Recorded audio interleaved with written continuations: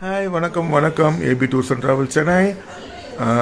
ஜனவரி பிப்ரவரி மார்ச் 3 மாதமாக holidays, school holidays, Thaipusam, Chinese new year, இந்த மாதிரி ஹாலிடேஸில் இந்தியாவுக்கு வர்றீங்க. இந்தியாவுக்கு வந்துட்டு டூர்லாம் பண்ண போகிறோம். நீங்கள் இந்தியா வம்ச வழி தான், ஆனால் இந்தியன்ஸ் கிடையாது. அப்போது இந்தியாவில் பிறந்து வளர்ந்தவங்களுக்கு ஒரு ரூல்ஸு, நீங்கள் இங்கே வரும்போது நீங்கள் ஃபாரினர்ஸ் தான். ஃபாரினர்ஸாக இருக்கும்போது அதுக்கு ஒரு ரூல்ஸ் ரெகுலேஷன் நிறைய இருக்குது, அதை நீங்கள் பார்க்கணும்.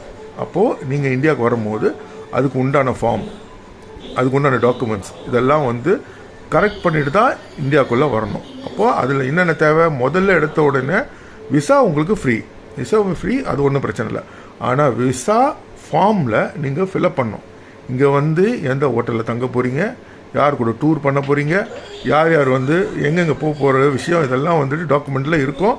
அதுக்கு உண்டான ஃபுல் டீட்டெயில்ஸ் நீங்கள் கொடுத்து தான் ஆகணும். இன்னொரு விஷயம், நீங்கள் போகிற வண்டி ஃபுல் ட்ராவல்ஸ் வண்டியாக இருக்கணும்.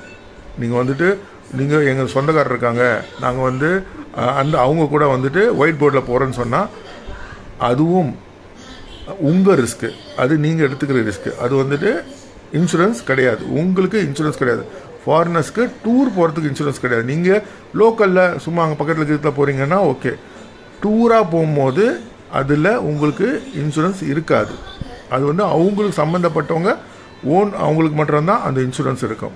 ஓகே, இதெல்லாம் பார்த்துக்கிட்டு பொறுமையாக எல்லாம் தெளிவாக தெரிஞ்சுக்கிட்டு, அப்படி உங்களுக்கு தெரியலன்னா கூகுளில் போங்க, அங்கே எல்லா டீட்டெயில்ஸும் இருக்கும். அதை பார்த்துக்கிட்டு இந்தியாவுக்கு வாங்க. இப்போவும் சொல்கிறேன், நீங்கள் இந்தியா வம்ச வழி தான், ஆனால் இந்தியன்ஸ் கிடையாது. நீங்கள் ஃபாரினர்ஸ் தான். இந்தியாவுக்குள்ளே வரும்போது நீங்கள் ஒரு ஃபாரினர்ஸ் தான். அப்போது சொந்தக்காரங்க இருந்தாலும் சரி, சொந்தக்காரங்க இல்லாத வந்தாலும் சரி, சில டாக்குமெண்ட்ஸ் நீங்கள் கண்டிப்பாக இது பண்ணணும். அதுக்கப்புறமா நீங்கள் தங்குற ஹோட்டல் எல்லாம் சி ஃபார்ம் உள்ள ஹோட்டலாக இருக்கணும். நீங்கள் 1000 rupeesக்கு உள்ள ஹோட்டல்லாம் சி ஃபார்ம் இருக்காது.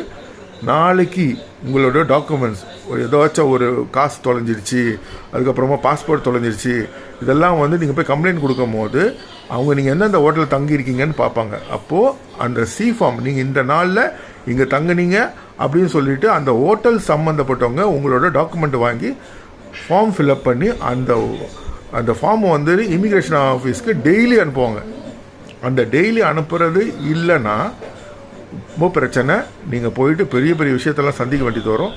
ஜாக்கிரதை, தெளிவாக வாங்க. நகையை அதிகமாக போட்டு வராதிங்க, தேவைக்கு போட்டு வாங்க. Okay, bye. A B tours and travels Chennai.